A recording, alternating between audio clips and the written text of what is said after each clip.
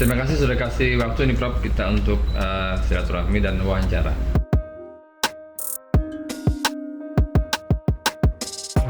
Ya kalau dilihat secara case per case memang memprihatinkan ya. Kita semua prihatin dan ini menjadi satu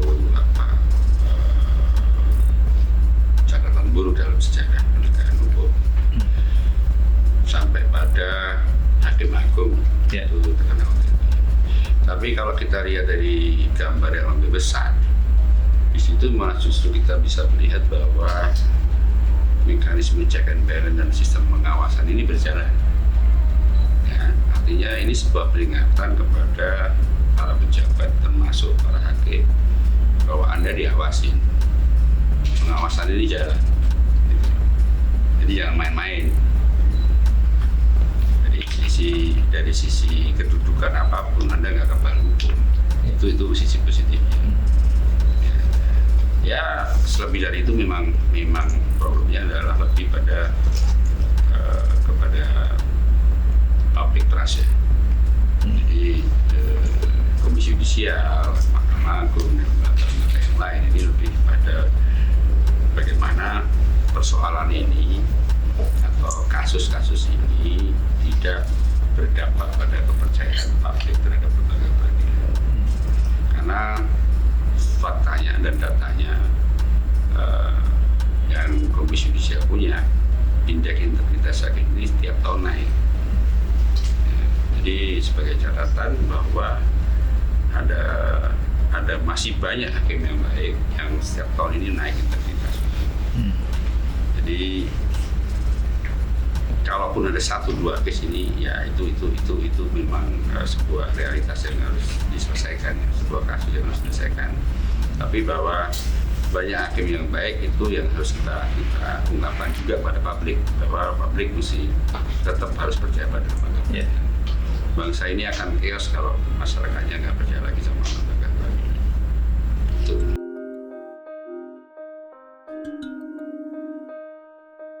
Oke, kalau seleksi calon hakim kita tiap tahun, tiap tahap itu kita lakukan satu perbaikan ya, walaupun kecil kita lakukan perbaikan. Dari rekam jejaknya kita perketat ya, kemudian calon-calon kerjasama dengan lembaga-lembaga lainnya kita tambah ya, dengan KPK, dengan PPATK, dengan perpajakan dan sebagainya. Untuk melihat, untuk mendapatkan para calon-calon ini yang memang benar-benar punya integritas dan profesionalitas baik. Kemudian juga melibatkan publik ya. Mungkin sudah kedua kali ini kita buka wawancara itu pada masyarakat umum, publik untuk ikut bertanya terhadap hakim, calon hakim tadi itu mewawancarai, sehingga partisipasi publik ini juga akan menjadikan catatan bagi Komisi Yudisial bahwa ada perspektif lain dari masyarakat ketika menilai seorang hakim. Ini yang penting untuk kita lakukan perbaikan terus-menerus. Sejauh ini kalau saya bisa katakan secara metodologis kan kita punya pedoman.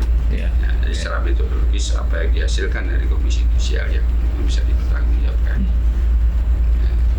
Bahwa kemudian nanti akan bertanya, toh nyatanya masih ada yang rekam. Ya itu kan setelah lulus. Bukan kami nggak mau tanggung jawab, cuma pada saat seleksi itu kita dapatkan calon-calon yang memang sudah terseleksi, sudah benar-benar punya rekam jejak dan sebagainya itu baik gitu. Bahwa kemudian dia lolos, kemudian jadi hakim agung misalnya begitu, lalu masuk ke dalam lingkungan yang berbeda ya, baru gitu kan, kemudian berinteraksi dengan siapapun ya, muncul godaan dan sebagainya. Ini yang mungkin bisa berpengaruh pada integritas, karena ya keimanan seorang kan nggak bisa lempeng ini, kadang naik kadang turun gitu kan. Walaupun menjadi catatan kami bagaimana merawat integritas itu. Ya. Ya sudah beberapa program dari KAI misalnya dengan pencegahan, dengan peningkatan kapasitas, dengan tema-tema melakukan pelatihan dengan tema-tema kode etik untuk perilaku hakim itu selalu kita ingatkan. Kita sosialisasi ke daerah-daerah, selalu mengingatkan itu juga. Ini bagian daripada upaya itu. Ya. Jadi kalau kemudian hasil seleksi dan kemudian pada saat mereka bekerja itu memang satu hal yang mungkin Berbeda. Oke, siap. Tapi bukan kemudian terlepas ya. Kita memang harus memasuki wilayah itu. Dan ini kita dengan Mahkamah Agung sudah komit untuk melakukan formasi untuk melakukan pembenahan masuk pada para hakim agung gimana merawat integritas itu, salah satu agenda. Ya.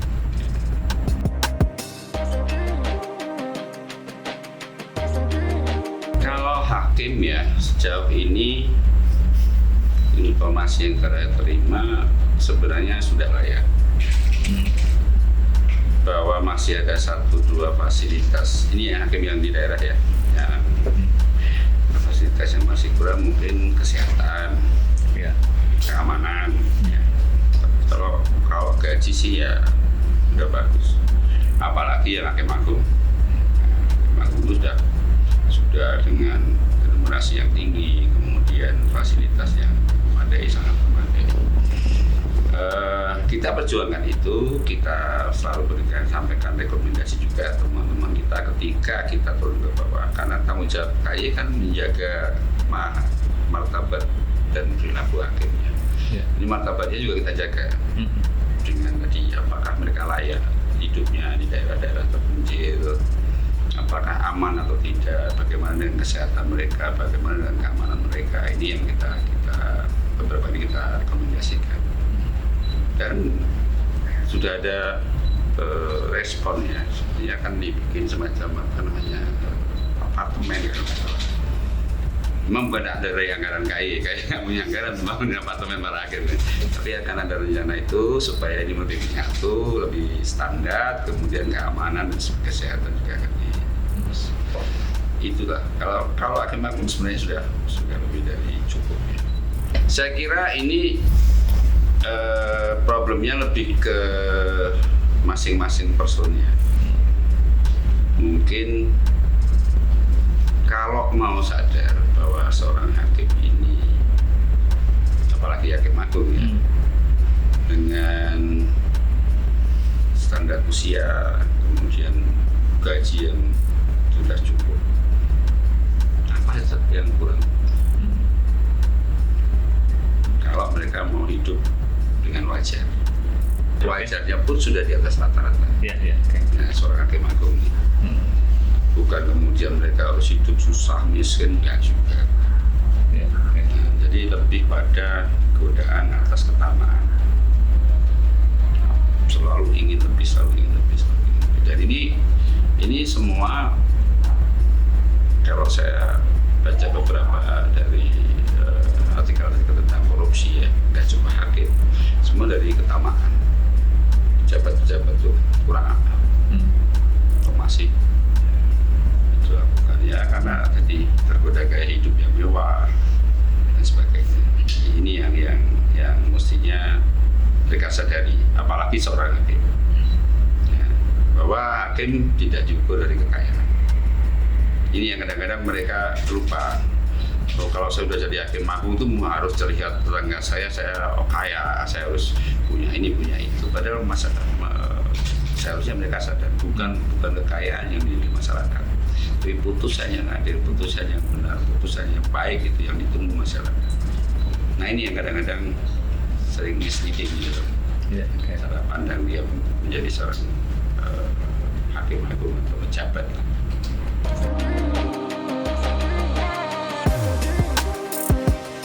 Saya pikir banyak ya, cuma satu, banyak hakim yang baik banyak. Saya ingin yakinkan pada publik kalau name saya nggak apa, tapi banyak. Jadi ada beberapa hakim memang punya prestasi. Tetapi bahwa kemudian itu kan memang sudah seharusnya. Hakim itu harus seperti itu. Dengan segala konsekuensi ya, bahwa hakim itu adalah satu profesi di mana dia harus menjaga seluruh perilakunya, menjaga seluruh hubungan sosialnya, bukan antisosial tapi menjaga hubungan sosialnya. Kalau orang lain boleh dugem, hakim nggak boleh, gitu kan? Ya dia harus sadar gitu, bahwa dia mengambil jalan sunyi. Nah, hakim kan begitu. Ya mestinya itu disadari. Kalau itu disadari ya saya pikir semua orang akan jadi hakim yang seperti yang katakan Judge Bowler.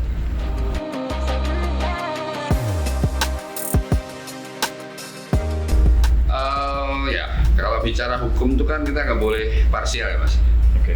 Ya, jadi kita mesti bicara sistem. Sistemnya sekarang apa? Kalau kita mau lihat dari regulasinya, gimana regulasi mengatur, ya. Kemudian bagaimana institusinya, strukturnya gimana, gitu. Jadi kelembagaannya bagaimana mereka menjadi tempat para hakim itu bekerja itu sudah cukup preventif nggak untuk menjaga para hakim di dalam memutus perkara.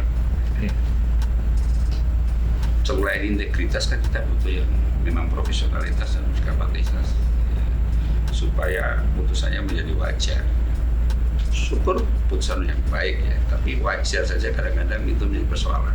Banyak putusan-putusan yang tidak wajar, yang tanda kutip tidak wajar. Nah ini yang kemudian itu menjadi tanggung jawab institusi kan. Terakhir ke personnya, personnya itu jadi enggak juga sang hakim sendiri, tapi lingkungannya, pengaruhnya, masyarakat umum dan sebagainya.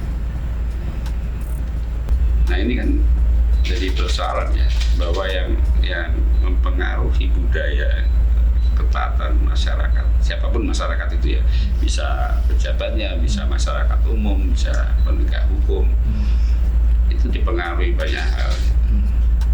Mungkin juga karena keluarganya misalnya, misalnya istrinya, ya. Pak tetangga mobilnya ganti, Pak tetangga rumahnya udah beli lagi, gitu.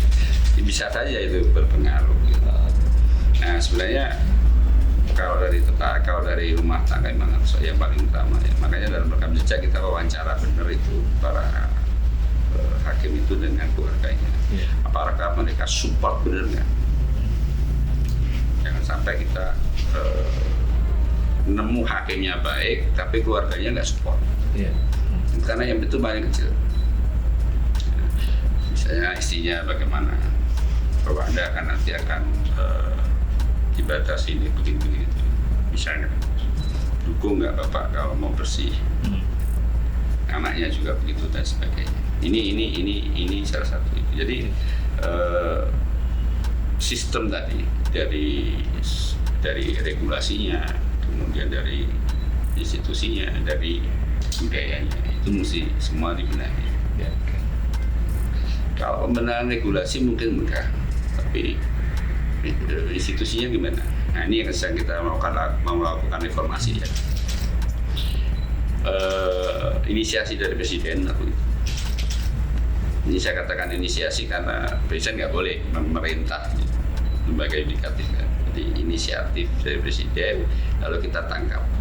Nah ini akan ada pertemuan beberapa lembaga penegak hukum, KYMA dan beberapa lainnya untuk melakukan reformasi tadi. Jadi penataannya lagi gimana, kelembagaannya gimana mesti ditata supaya enggak bocor gitu ya, kemudian dimasukkan virus-virus gitu ya, masukkan tikus-tikus gitu. Nah ini gimana nih lembaga ini? Kemudian ke personnya, nah personnya bisa kita lakukan semacam pengawasan, memperketat pengawasan, kemudian melakukan sosialisasi. Banyak hal sebenarnya bisa kontrol masyarakat. Gitu. Tapi jangan lagi masyarakat juga mau jokin gitu kan. Masyarakat harus kontrol. Bapak jadi hakim agung loh, setahun jangan nambah apa-apa. Jangan dibalik pertanyaannya, kok nggak nambah apa-apa gitu. Tapi itu realitas dan banyak itu. Ya, teman-teman kolega-kolega saya yang jadi pejabat tuh banyak yang ditanya gitu. Dari ini kan terdekat. Ya.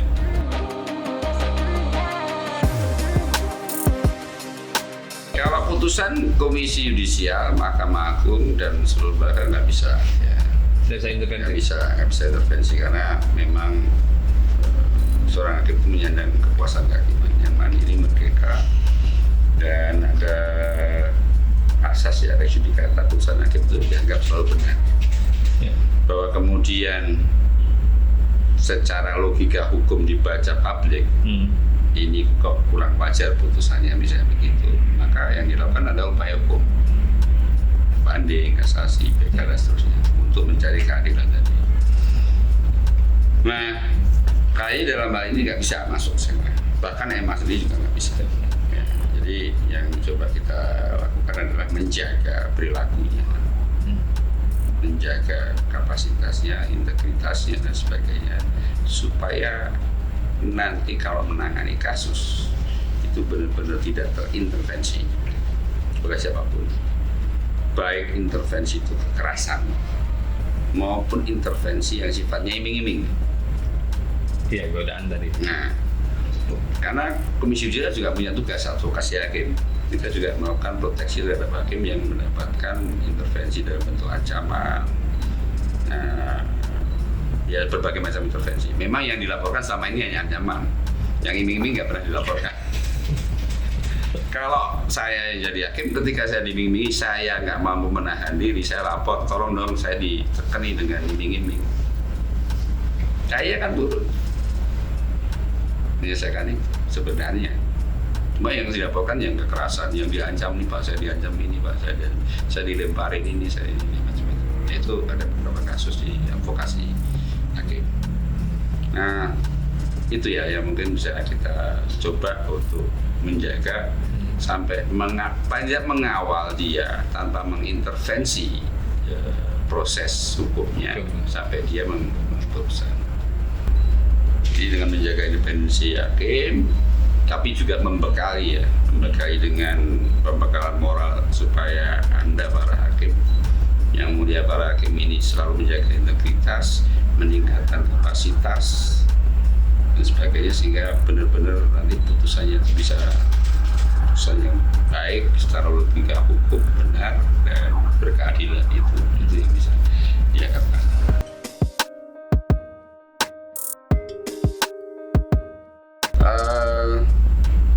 Kalau sebagai PNS-nya ya mungkin memerlukan syarat-syarat khusus ya. Itu kan perspektifnya kan monogami. Tapi yang tidak boleh kan punya hubungan yang di luar nikah atau nikah yang tidak sesuai dengan aturan. Punya istri simpanan. Kalau istri nggak disimpan, tabungan aja kan gitu. Simpedas. Ya kalau misalnya memang ya dalam satu situasi kondisi yang karena aturan misalnya, si istri pertama sudah sakit-sakitan atau apa parah. Reasonnya ada ya? Ada reasonnya, kemudian dia menikah dan menikah itu terbuka dan mudah-mudahan. Saya pikir ada tata caranya ya. Saya sendiri nggak begitu paham tentang posisi hakim ini. Memang ada tahapan-tahapan dan ada prosedurnya orang harus kalau mau. Tetapi problem-problem yang terjadi kan bukan yang itu. Bahwa mereka melakukan hubungan itu ya di luar yang isinya melanggar hukum. Ya semua manusia pas.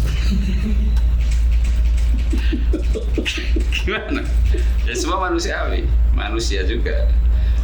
Persoalannya kan adalah bahwa Anda sudah memilih sebagai seorang hakim. Iya. Ya. Dengan konsekuensi Anda harus menjaga seluruhnya. perilaku Anda, hubungan sosial Anda, tata cara Anda terhadap etika Anda bersosial, itu pun harus dijaga. Itu konsekuensi. Kalau mau yang bebas-bebas, jangan milih jadi hakim, Iya, benar. jadi pengusaha aja, atau jadi apalah, lawyer bisa dugem misalnya gitu. Lawyer dugem nggak masalah, ya kan? Tapi kalau hakim nggak boleh, ya memang nggak dimungkinkan untuk itu pelanggaran terhadap kode etiknya, karena dia seorang pengadil, mesti menjaga perilakunya. Jadi saya selalu berpesan pada para calon hakim yang mau seleksi itu, kalau masih di pikiran Anda ini masih belum selesai dunia Anda, lebih baik tinggalkan aja tes ini. Jadi Anda masih berpikir tentang bagaimana saya mau berhura-hura, bagaimana saya mau menambah harta, bagaimana saya mau tambah simpedes tadi. Tinggalkan saja. Karena jadi hakim agung itu harus selesai dengan dunianya. Sudah stop. Ya urusannya kemudian bukan berpikir lagi tentang dirinya, ya, tetapi bagaimana memberikan sebuah putusan yang benar dan baik demi menegakkan keadilan dan secara kelembagaan membangun kepercayaan publik. Secara kalau dia disebut sebagai negarawan, ya tentunya dia harus menjadi salah satu figur yang bisa membangun citra bahwa seorang hakim itu memang harus mendekati manusia yang sempurna gitu. Walaupun memang tetap manusia biasa, tapi ada upayanya ke sana kan gitu. Karena banyak juga orang ketika saya ngomong apakah Anda sepakat dengan metafor ya, hakim itu wakil Tuhan, hakimnya sendiri bilang enggak. Oh, nggak sepakat. Alasannya? Ya karena memang mereka manusia. Karena saya manusia, Pak. Jadi susah kalau saya jadi wakil Tuhan. Oh. Ya itu realitas yang bisa dilihat di proses wawancara kemarin kami adakan.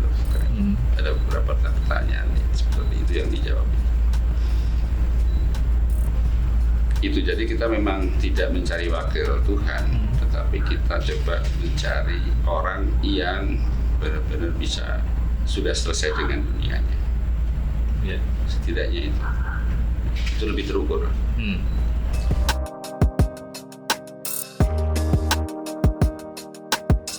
Kalau kita lihat proses dari Cakim ya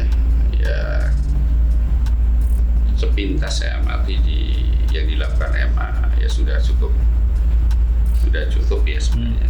Cuma kan tidak melulu teknis, teknis yudisial ya, artinya teknis beracara kemudian kapasitasnya, tapi lebih bagaimana membangun integritas. Nah, problemnya kan di awal ya. Di awal itu kalau hakim masih muda itu kan jelas belum selesai dengan dunianya. Betul. Ya, masih pengen itu, masih butuh ini, masih butuh itu. Nah, makanya ada remunerasi yang lebih baik untuk para hakim tadi. Ada fasilitas yang lebih baik untuk para hakim tadi. Itu yang setidaknya menjaga. Dari KY sendiri juga terus kita lakukan, menjaga integritas ini dengan ya PKH tadi yang saya sampaikan. Jadi mengingatkan terus, kita selalu mengingatkan. Bahkan ada kelompok-kelompok pengajiannya yang dari para hakim itu saya pernah diundang ke misi ceramah. Ya intinya selalu ngingetin aja gitu. Jadi banyak sih sebenarnya. Banyak proses termasuk dari masyarakat juga kan. Ada masyarakat kemarin itu yang teman-teman di pengawas peradilan, koalisi pemantau peradilan itu kan bagian daripada CSO yang mencoba juga untuk mengamati peradilan, menjaga mereka. Itu sih sebenarnya kita butuh hakim kok. Ya, pasti itu. Butuh hakim, negara di Republik ini butuh hakim yang baik. Persoalannya itu aja. apakah sudah baik semuanya atau belum. Dan saya atas nama Komisi Yudisial optimis bahwa kita akan menuju sana, karena tren integritas hakim selalu naik, survei kami selalu naik, dan itu nggak cuma di kami, di MA juga naik, survei dari KPK juga naik. Jadi survei itu menunjukkan bahwa kita optimis lah akan menjadi bangsa besar, di mana suatu saat hakimnya benar-benar seorang yang mulia, yang tidak lagi memikirkan macam-macam. Termasuk juga ketika mereka berkasus di peradilan.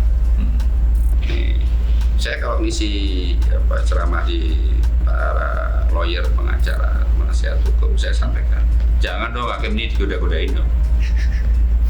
Gitu.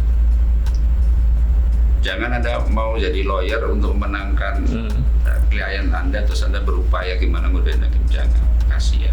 Hakim udah berat hidupnya. Nah, lagi diperberat. Ya kan mereka berproses, proses kasus Anda ini berproses yang sesuai prosedur dan sebagainya. Itu dari situ. Kemudian dari staf ya, kan kita lihat kasus seperti itu kan melibatkan staf, panitera dan sebagainya.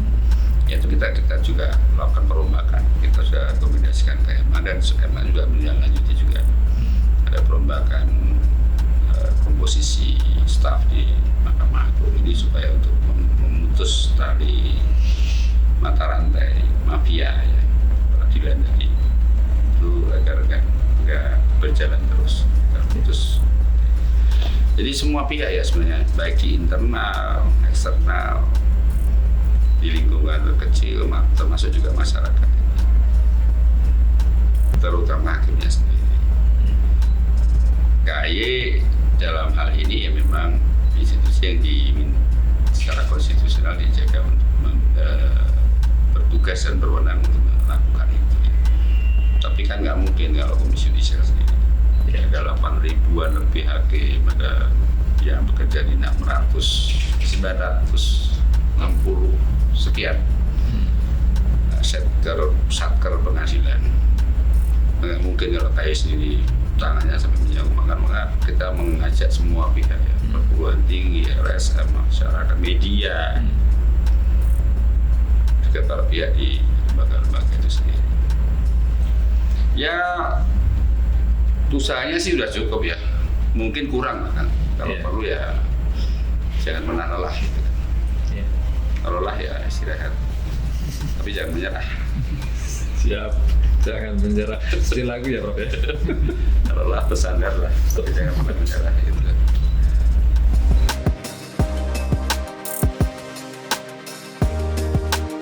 Jadi kalau pada waktu itu memang sudah sejak awal kita menjadi perhatian Komisi Yudisial karena kasus ini cukup menjadi perhatian publik ya. Beritanya memang cukup bikin heboh lah gitu. Ya kita lakukan sejak awal. Bahkan sejak awal KAY sudah menawarkan misalnya konsep safe house ya, kepada hakim untuk hakimnya diamankan agar tidak terintervensi. Walaupun kemudian hakimnya merasa percaya diri, nggak perlulah saya masih bisa jaga, oke. Dan kita amati, kita terjunkan ya ke kasus itu. KAY terjun langsung mengawasi sidangan Sambo, baik dari Waskim, pengawasan hakim yang nampak nih, juga yang investigasi yang tidak nampak dari belakang. Kita coba lihat ada upaya-upaya nggak di belakang ini. Kemudian advokasi juga kita lihat hakimnya kira-kira ditekan-tekan nggak ini, perlu dilindungi nggak ini. Jadi kita satu paket lah.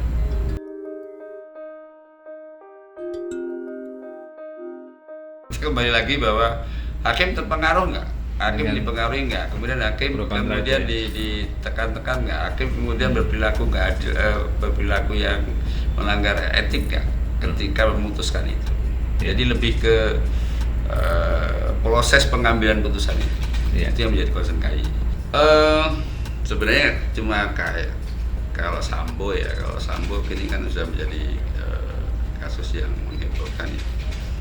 Tentunya KAY berharap hakim bisa memutus secara adil, Iya. ya, dengan tanpa intervensi siapapun, tanpa tekanan dari manapun, kemudian mengindahkan nilai-nilai etik sebagai seorang hakim, menggunakan integritasnya untuk menjaga dari segala macam godaan, iming-iming ataupun jika itu memang ada, menggunakan seluruh kapasitas keilmuannya dan keyakinannya untuk memberikan putusan yang memberikan rasa keadilan bagi para pihak dan juga masyarakat. Itu harapan KAY sih, supaya kembali lembaga peradilan ini percaya.